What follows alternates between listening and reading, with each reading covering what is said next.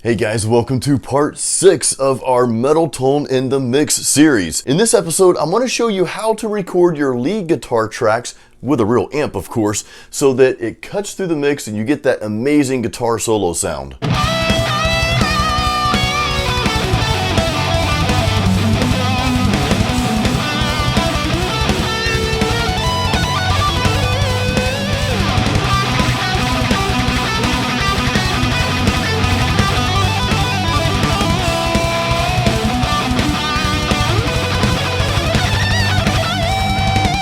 Now remember, in the last episode, episode 5, you recorded your rhythm guitar tracks, your metal rhythm tracks. And of course, all the episodes before that led up to that point to where we're prepping everything to get that perfect tone that sits really awesomely in the mix. The cool thing about part 6 here, recording your lead guitar track, your guitar solos, is all we're gonna do is we're just gonna make some subtle adjustments to your amp's EQ, and also we're gonna make a slight adjustment to the mic placement. And I'm gonna take you step by step through this process so that you can have an amazing lead guitar tone. And of course, you'll hear some examples. Now let's take a look at the amp settings first, and let's tweak these so that we can get a really nice lead guitar track that's gonna cut through the mix of those rhythm guitars.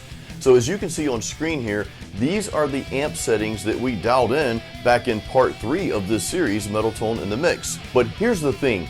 You don't want to have the same amp settings for your lead guitar tracks as you do your rhythm guitar tracks. You want some diversification here, and also you need that lead guitar track to be somewhat above those rhythm guitar tracks, and I'm not talking about just merely raising the volume. You want a different sound that's going to cut through that and also sit well with those rhythm guitar tracks. So here's the changes, and these are pretty subtle changes that we're going to make. First, let's address the gain. So for our rhythm tracks, we kind of backed the gain off a little bit. We didn't crank that thing all the way up because we know too much gain is going to make for a muddy mix. We went over that. For your lead guitar track though, you can actually crank that gain up a little bit. And the biggest reason for this is because you're playing single notes and you're playing sometimes a lot of higher notes as well, and you want those notes to be able to ring out, you want more sustain, and of course you want them to be able to kind of rise above those other tracks there. Now another element of the EQ we want to boost just a little bit is our bass. Since you're playing a lot of single notes in your leads,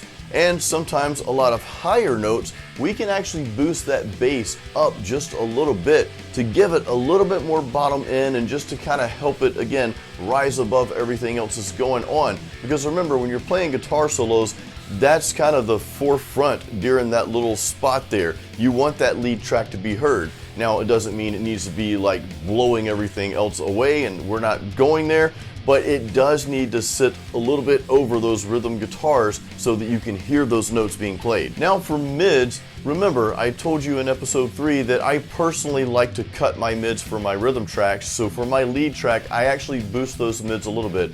I don't boost it too much. I actually sit at about where I have my bass at, which is about 5.5. So it's not a substantial boost here on the bass or the mids in this case. Now, if your rhythm guitars have more mids, I know some of you like to play with more mids, then you probably don't really need to touch your mids at all.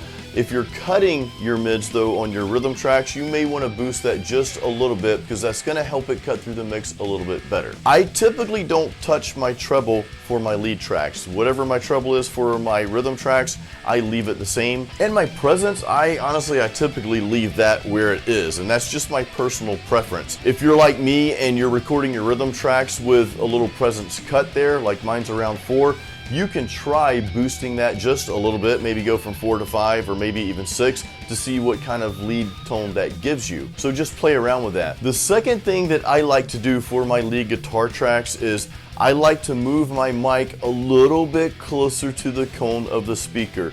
I don't have it directly over that cone, it's not directly like right in front of it, but I do move it closer to the cone because that gives you a little bit more brighter sound.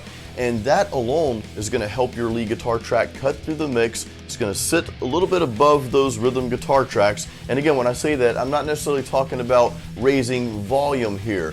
What we're talking about is having those frequencies that your lead guitar track needs to shine over those rhythm guitar tracks. It's not just about the volume. In fact, after making these changes, you may find that you don't even need to increase the volume on your amp or in your studio. You may find that just making these changes are enough. But worst case, you'll just have to boost that track up a little bit, the volume of that track up a little bit in your studio. So let's hear some samples here. Let's hear how this lead guitar track sounds. I'm gonna play just a quick solo here, which I have no clue what I'm about to play. I'm just gonna make up something. You guys know how this works by now. I always just make stuff up on the fly and put it out there for you to listen to.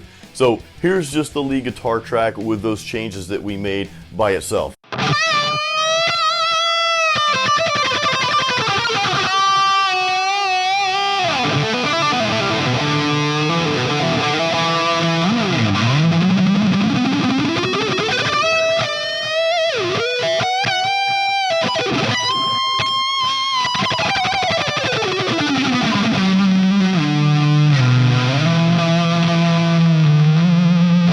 Now let's hear that same sound in the full mix. Here's a guitar solo in the full mix. I'm gonna play something different this time because I don't remember what I just played. Again, you guys know how this works by now.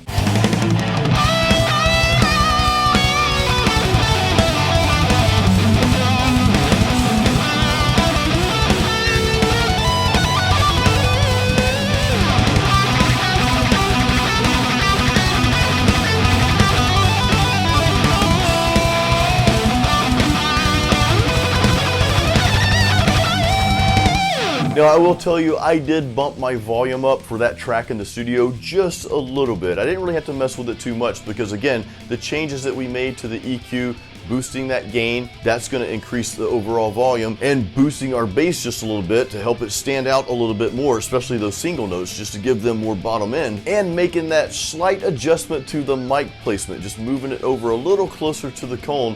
All of those things just really help that lead guitar track shine and just rise above those rhythm guitars, but it doesn't clash with those rhythm guitars, and you can hear those lead guitar notes very clearly. So again, that's the beauty of, after going through this entire process up to this point, that's the beauty of recording your lead guitar tracks. You really don't have to do a whole lot to this. Now there is one element I added to this track.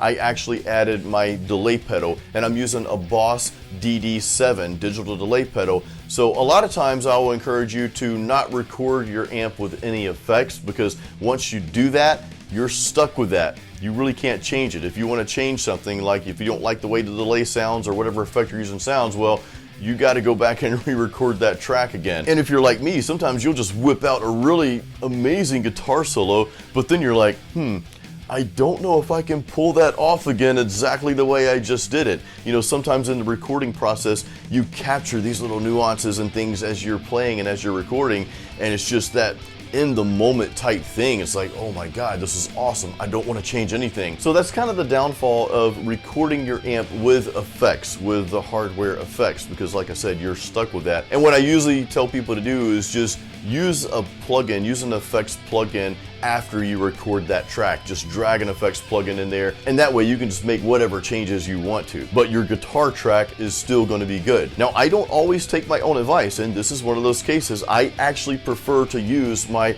hardware delay, my delay pedal, this DD7 here. I just love the way that sounds, and to me, to my ears, it sounds better than the plugins, the plugin delays. And that's just my opinion. There's some really good delay plugins, of course, but I just like the way this pedal sounds, so I oftentimes take a chance and just record it with the delay, record my leads with that delay, and just hopefully it sounds good in the full mix when I go back and listen to it. But I just wanted to give you the other option if if you'd rather use plugins for your effects after you record your real amp. That option is there as well. And again, that could very well save you some time and frustration. So guys, stay tuned for the next video in this series. We're actually gonna get into the post-production. That's gonna be really exciting. If you haven't caught the prior videos in this series, Metal Tone in the Mix, be sure you watch those. I'll put the playlist up here. I've also got a complete tutorial where I put everything together. It's called Recording and Mixing Metal Guitars. So you can check all those out. Those are all great videos to watch. Guys, thank you so much for watching this video. Please give it a thumbs up. Make sure you're subscribed, ding the bell, and all that good stuff. And until next time, as always, keep it metal.